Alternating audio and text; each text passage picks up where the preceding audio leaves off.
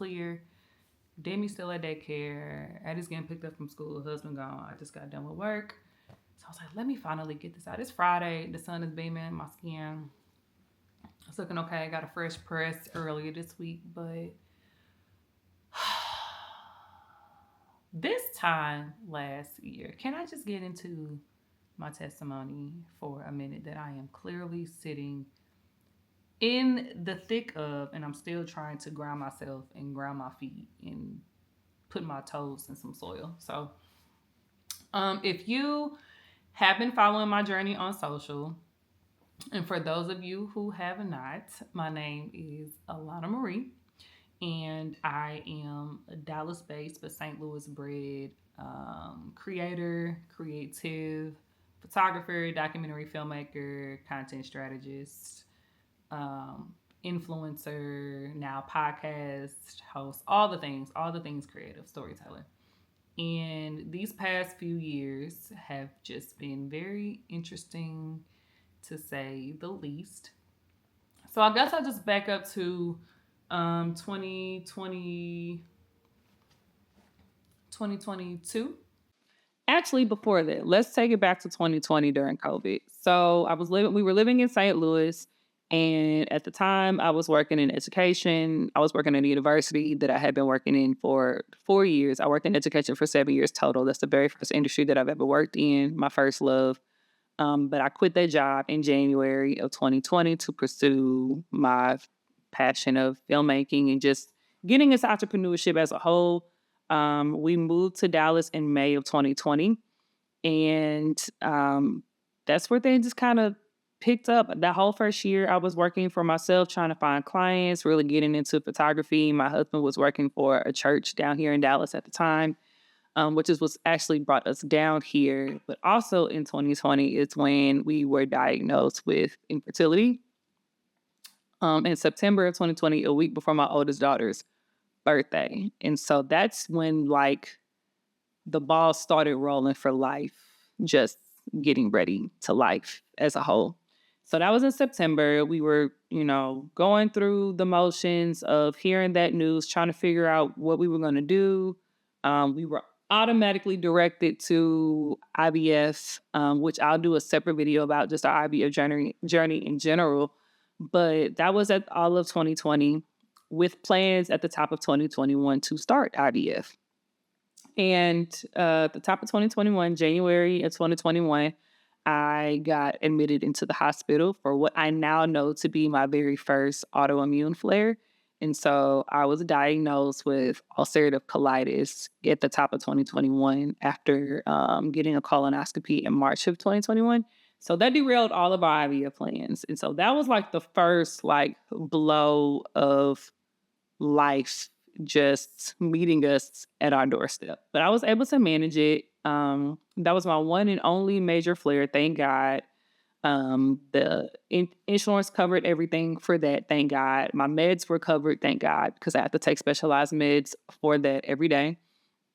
But that was in 2021. And so working with my GI doctor, she was like, Alana, we need to go ahead and make sure you get into remission before we even start the IVF conversation again. So that happened. I get into remission, thank God, and then we begin the plans for IVF. But I don't want to go too much into detail about that because I want IVF to be its own separate video. But I just want to give you context to just life. So that happens. We begin our IVF journey in 2022. And thank God we were successful on the first try. And then also simultaneously, we knew because we were expanding our family that we needed to move because we had a 3-bedroom rental home. And we ended up becoming homeowners in August of 2022 while I was 5 months pregnant. 2 weeks after we bought our home, 2 weeks after we signed, 2 weeks after we gave them all this money, I was laid off from my job. That was my first 6-figure job, that job that got us our house, that job that got us our baby. And I was laid off. And that's my first experience with the layoff. It was really no time to replenish our savings from what we had just spent to get this house. And It was a very surreal moment. Like I just remember it was a lot of us that got laid off that day, and we were just on a group call together on a Zoom call with our cameras off. And something in my spirit, like I knew what was happening.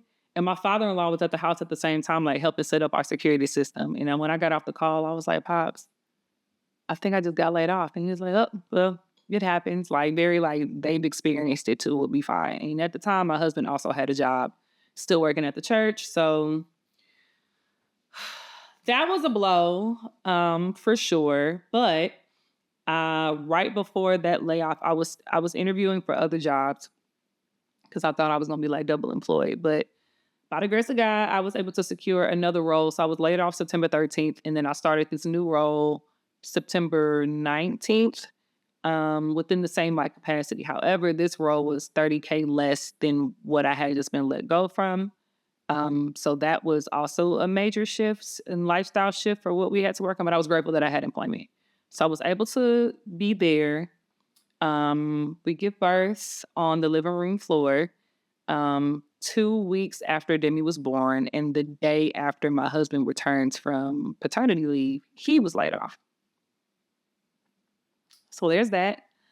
And so now we're navigating like, okay, this is clearly becoming a thing. We got a newborn. We got our oldest daughter that's in daycare. I mean, in private school.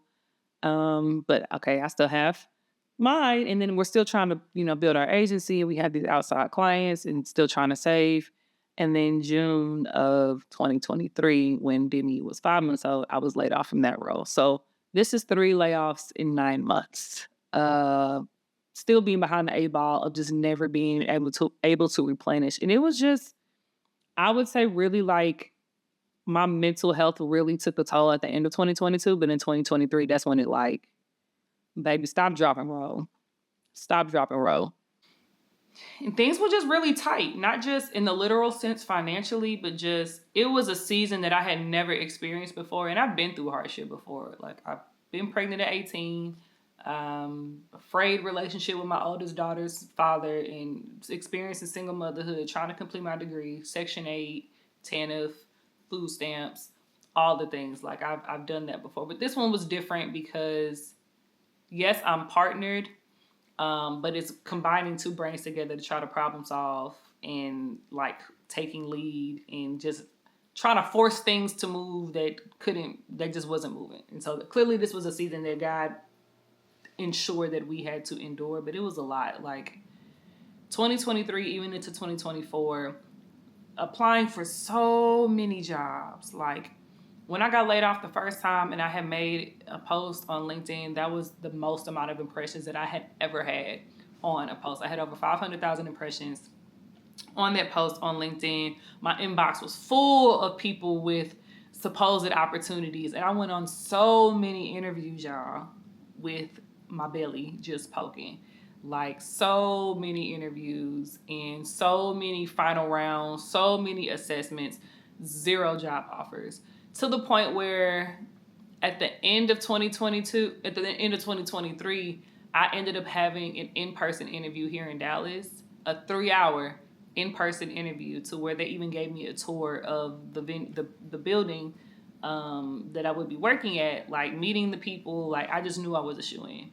And the next week that they said that they were putting the job on hold. And I was just like, I'm done. And I took a pause for a minute after that because I was willing to, it was a job that I would have to be on site for. It would take me an hour to get there, an hour to get back home from traffic. Like a lot of things that I would have to sacrifice just to make sure I had employment. And then that happened. I was like, y'all playing in my face. I'm not doing this no more. But that continued to happen, and even in 2023. And so having to go through the process of like getting support. Thank God for my in-laws that live around the corner, and thank God for my parents that were providing continuous support, and just our village down here, because I don't know how else we would have gotten through.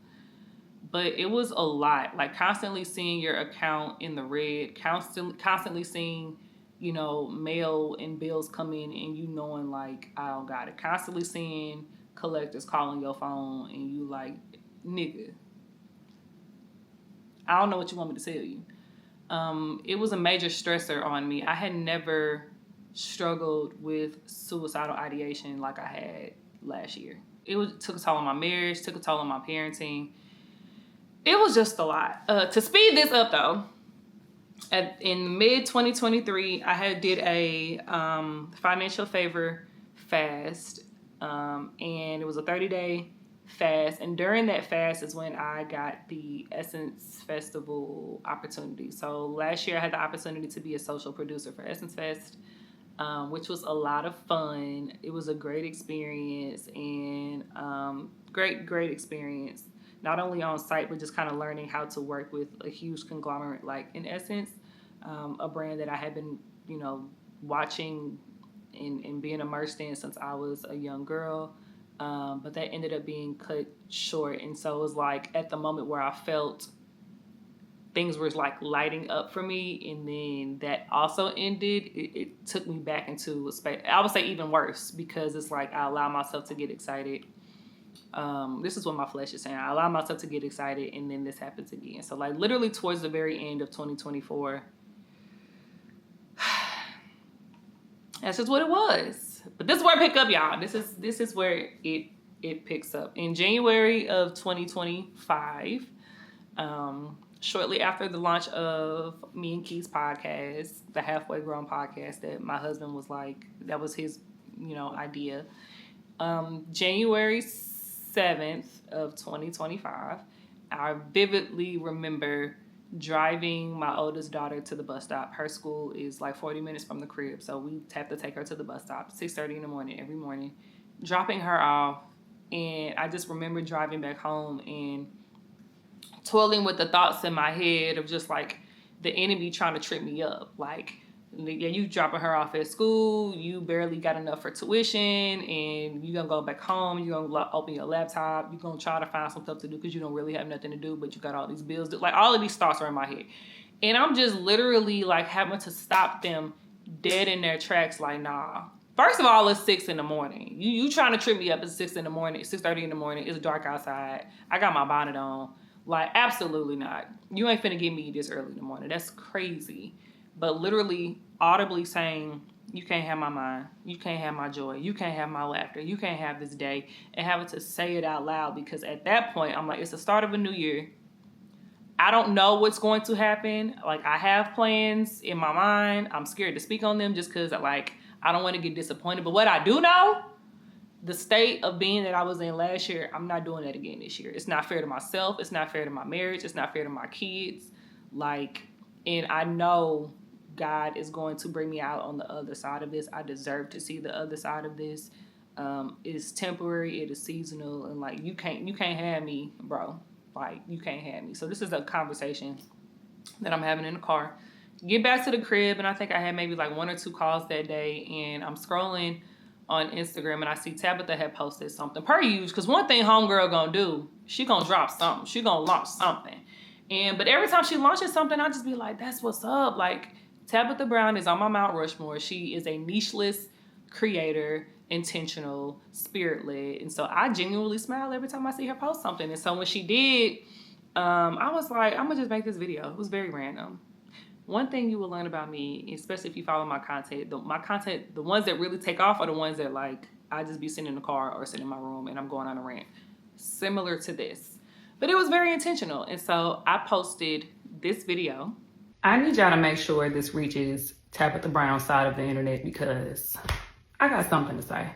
Every time she posts something or has another launch, I'll be over here grinning like a Cheshire cat, because I am genuinely so happy for her and her growth and her creativity and her opportunities and her partnerships. Talk about favor.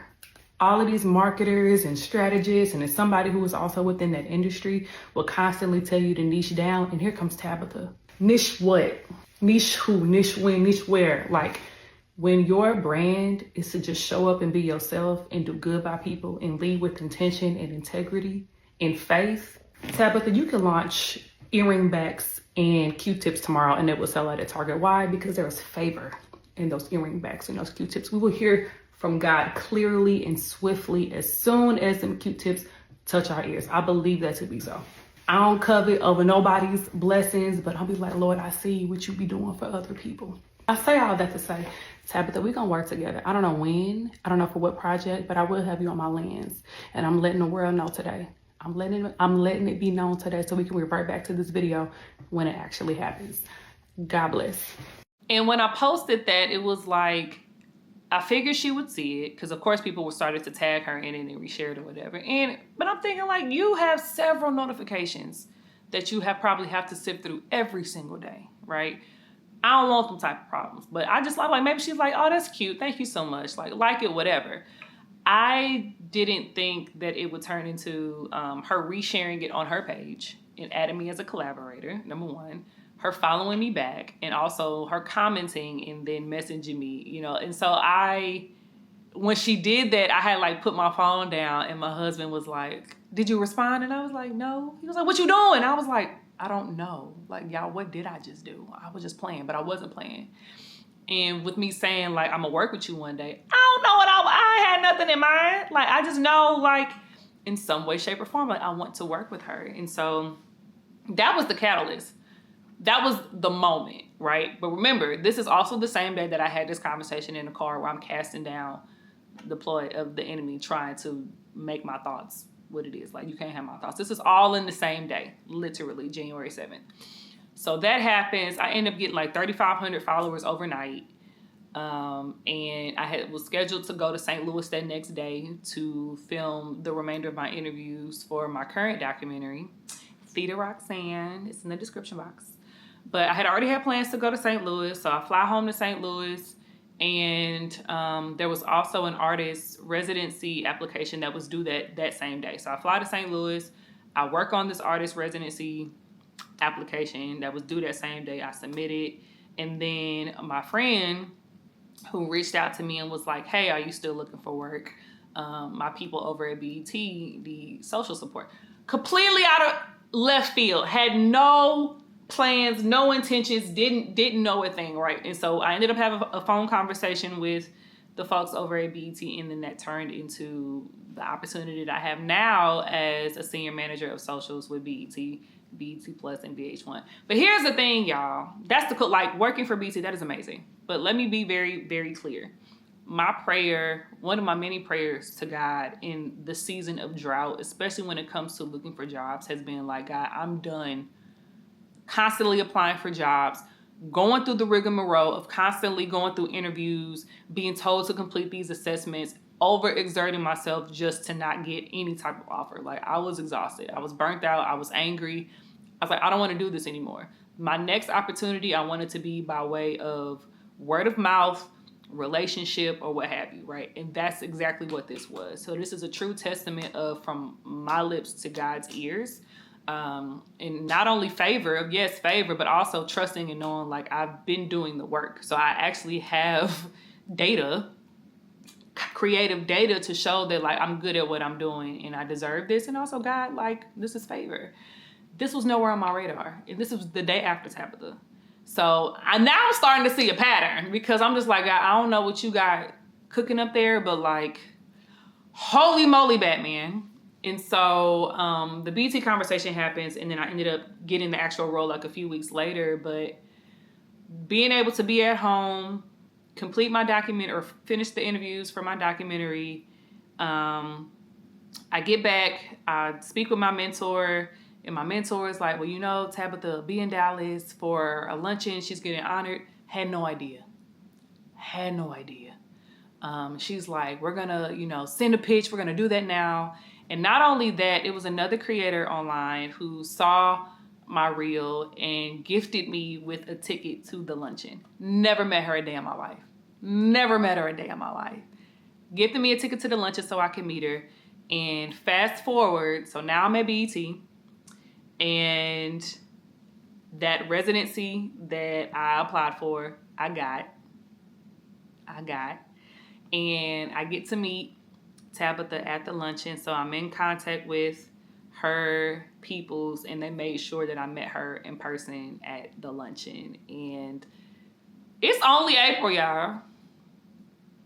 It is only April. And now it's to the point where my imagination has been restored. My faith has been restored. And not just because of all of these cool things, because they are really cool. It's because I know I've been in prayer. I know I've been in prayer. I know my tears have served as fertilizer for the season I'm in now. And just, it's to the point where we're like, God, like, and I said December 31st, show me how good it can get. So when things happen, it's not even a, oh my God anymore. It's like, yeah, why not? Why not? Why not? Like, this is child's play to God. And I'm grateful that I continuously made a decision to be here, that I continuously made a decision to be present, to put my feet on the ground, to show up for my kids, even if my energy level was at 10%, because again, I deserve to see the other side. I know what God promised me. I know the season of hardship is not a place in the space that He was going to have me in for long. I don't want to go back. I don't want to go back.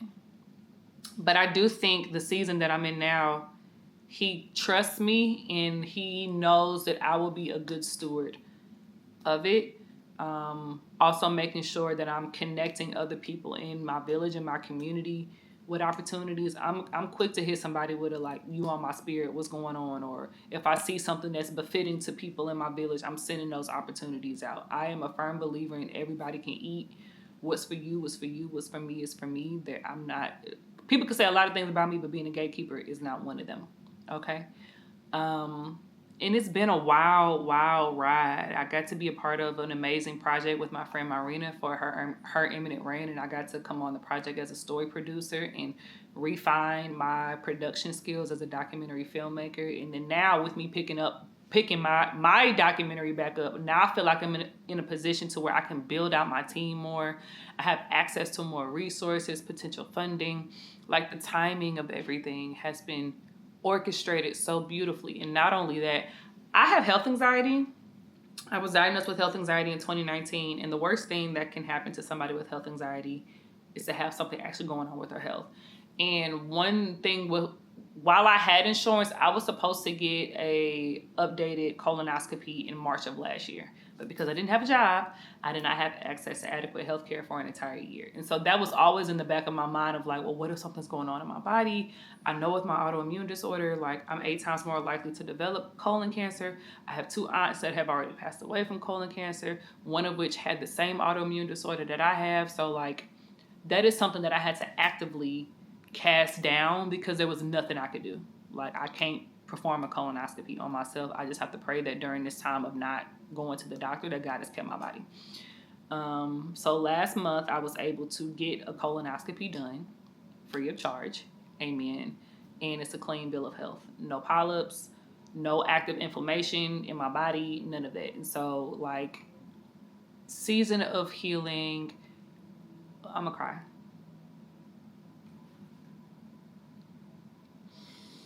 Whoo.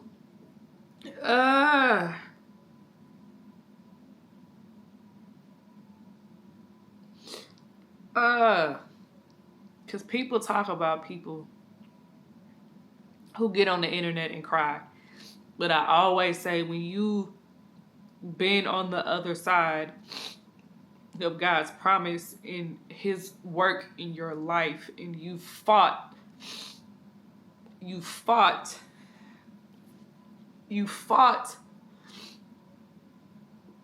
to be here, and you not only get back what was taken, but He gives you more than what was even in your mind.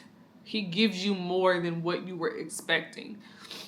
And so I am grateful. I am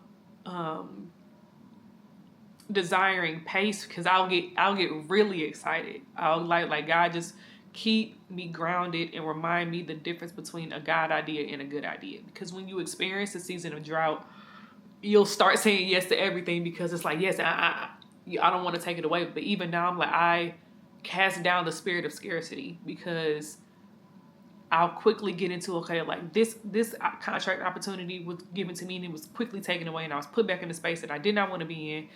But I cast that down.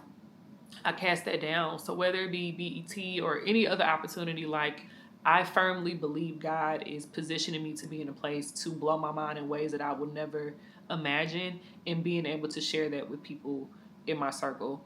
Those who I know in real life, those who I've connected with digitally, to set my family up for something amazing. But I be the nigga crying on the internet, okay? Because I love God. You don't love God? What's wrong with you? But today is Friday. Today is Friday, April 11th. And I get to go on my first work trip. I get to go to Van Horn, Texas to watch history be made with Aisha Bowe and her going to space. And I get to be a part of history and see that. And again, this time last year, none of this was on my bingo card. None of this was on my bingo card. The long of the short, I say all that to say, y'all, I know how much life can suck and how unfair it can seem, and how sometimes when you're online, you see people in it, it seems like they always got something good going for them, or, you know, when is it going to be my turn? And that's why, for me, I don't just show up online when things are going good in my life. And I think for people, that's why I have as many people rooting for me as they are, because I've documented this journey. I've been very candid about how much shit been sucking when it was sucking. Very, very candid. But like, y'all, just keep holding. Keep holding. And sometimes that the only thing that you can do on that day is make a decision to still be here. Sometimes that is enough. Talk to your therapist. Take medication if you need to. But if your feet are still planted on this ground, there will still work for you to do. And I promise you, this season of hardship, while it feels like it is going on forever, it is temporary. Correct your heart posture into a spirit of expectancy. Approach God with the spirit of expectancy, to know, like, I am a child of you, and I know you want the best for me. So I'm gonna hold on. I'm going to allow my feelings to flow through, because it does suck. Allow the tears to flow through. Don't try to act like everything is okay, but get the support and get the help, because you deserve it. Not even just for the sake of, you know, if you have kids, not just for the sake of your kids or your partner or your job, but you as God's child. So I'm gonna get off my TED talk, but I just wanted to share that and wanted to go ahead and get that out. Yeah, it's only the beginning. I'm so excited. I'm so excited. Mwah.